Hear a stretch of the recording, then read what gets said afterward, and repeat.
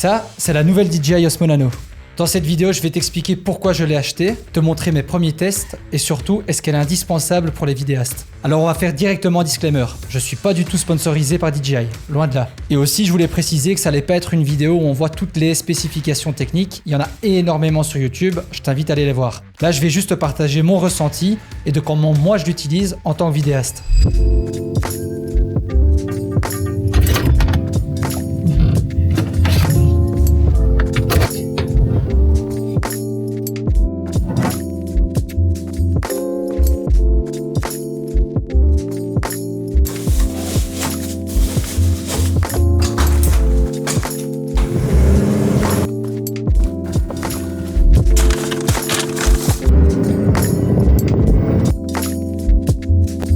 Premier point, c'est le prix. Effectivement, quand on voit le prix de la caméra, je pense que celle-ci elle est à 309 €.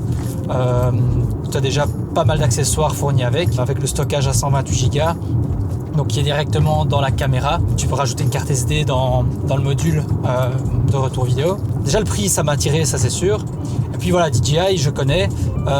J'utilise déjà la DJI Osmo 360, dont d'ailleurs je vais te faire un test, un review après plusieurs semaines d'utilisation. J'utilise également des drones DJI avec la possibilité d'étalonner grâce au D-Log 10 bits. Tout ça m'a séduit en fait. Et vu que j'étais déjà curieux de ce type de caméra, j'ai opté pour la DJI Nano. Autre point aussi pourquoi ça m'intéressait, c'était au niveau des drones FPV. Je vole de temps en temps avec mon DJI Avata. La caméra, voilà, elle vaut ce qu'elle vaut. Mais d'après les tests que j'ai pu voir, l'image de la Nano est quand même un peu meilleure. Donc je me dis que je pourrais très certainement l'utiliser dessus. Et en plus, vu la taille et le poids de la caméra, j'aurais pas de problème de maniement de l'appareil, etc. J'ai toujours été intrigué par ce type de caméra qu'on pouvait un peu placer là où on voulait. Et justement, d'avoir des plans hyper créatifs, je trouvais ça super intéressant. Mais j'avais jamais vraiment passé le pas. Sur les quelques tests que j'ai pu faire, j'ai déjà pu relever 3 points qui sont un peu contraignants. Un des premiers points qui me dérange un petit peu lorsque je branche le micro à la caméra, je peux pas voir la prévisualisation en fait de ce que la caméra filme. Donc là, j'espère que le cadrage est bon.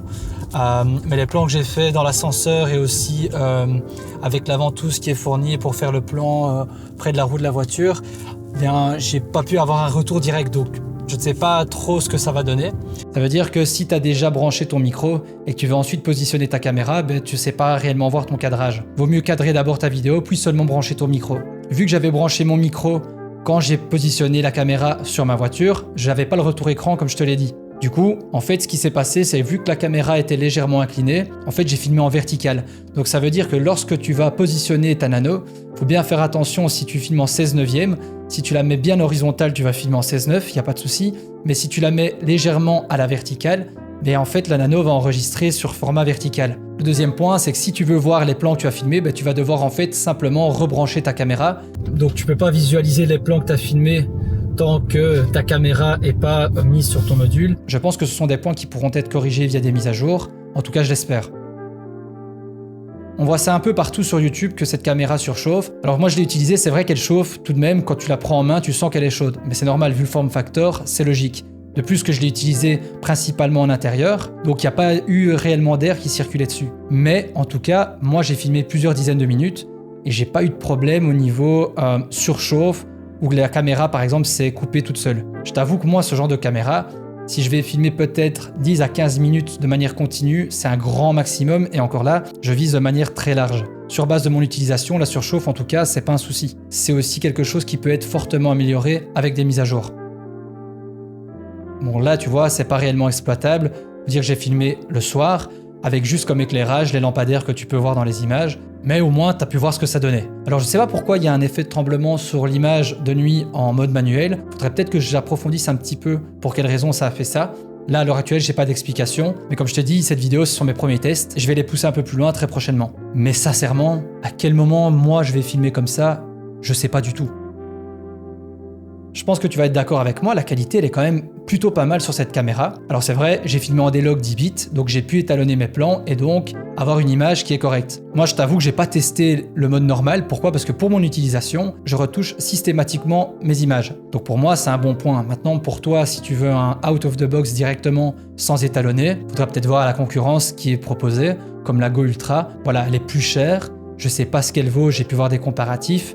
Parfois la Ultra, l'image est meilleure, parfois non, c'est la Nano. Moi j'ai pris ça, franchement les images de la DJI Nano, elles me suffisent largement. Et ensuite, c'est aussi la facilité d'utilisation. Encore une fois, moi j'ai testé que cette caméra-là, mais je la trouve super simple d'utilisation. C'est-à-dire que la mise en place va très vite, étant donné le form factor et le fait que c'est simple, eh bien en quelques secondes, je peux préparer mes plans et commencer à filmer. Tu peux la disposer là où tu le souhaites, donc elle est aimantée, et ça c'est top. Et en plus de ça, les accessoires qui te sont fournis te permettent aussi d'avoir une marge sur le positionnement de ta caméra. Je sais pas s'il faut encore le rappeler, mais ok, c'est peut-être pas le plus petit du marché, tu mets ça dans ta poche, t'es parti et tu peux aller filmer quelques plans. Alors pour être totalement honnête avec toi, après ces premiers tests, je suis vraiment agréablement surpris par la DJI Osmo Nano. Les points positifs, comme je te les ai expliqués, outre son prix et son form factor, c'est la facilité d'utilisation et surtout la qualité d'image. Alors comme je te l'ai dit, il y a quelques défauts. Personnellement, ça va pas trop m'impacter vu que j'en ai pris conscience et je sais anticiper au tournage. Mais encore une fois, je pense que ce sont des défauts qui pourront être corrigés via des mises à jour. Alors est-ce que cette DJI Osmo Nano est-elle indispensable? Alors non, aucune caméra ne l'est. Sache qu'aucune caméra n'est indispensable. Si tu es vidéaste, tu as besoin d'une caméra, ça c'est vrai. Mais la DJI Osmo Nano n'est pas non plus indispensable. Mais pour apporter de la nuance, à l'heure actuelle, un vidéaste se doit d'être créatif. Et donc, je pense que la DJI Osmo Nano peut t'aider à le faire. En tout cas, ce qui est sûr, c'est que je vais continuer à utiliser cette DJI Osmo Nano. Je vais la pousser encore un peu plus loin dans ses retranchements. D'ailleurs, dis-moi en commentaire si tu veux revoir une deuxième vidéo sur des tests plus approfondis de la DJI Osmo Nano. Je te prépare également un review de plusieurs semaines de mon utilisation de la DJI Osmo 360. Je te la sortirai dans les prochaines semaines. Et comme d'habitude, si cette vidéo t'a plu, je t'invite à liker et à t'abonner. C'était Mike et je te dis à la prochaine. Ciao!